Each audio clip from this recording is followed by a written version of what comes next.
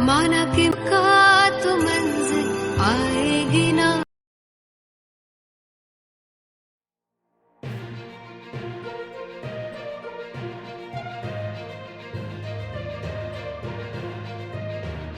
ઉનાના મોદીસર road ઉપર 2 દિવસ પહેલાં ખૂની ખેલ ખેલાયો હતો, જેમાં 2 ઈસમોને સુડામાર તથા ભીષણ હથિયાર વડે હુમલો કર્યો હતો. તેમને ગંભીર ઈજા પહોંચી હતી.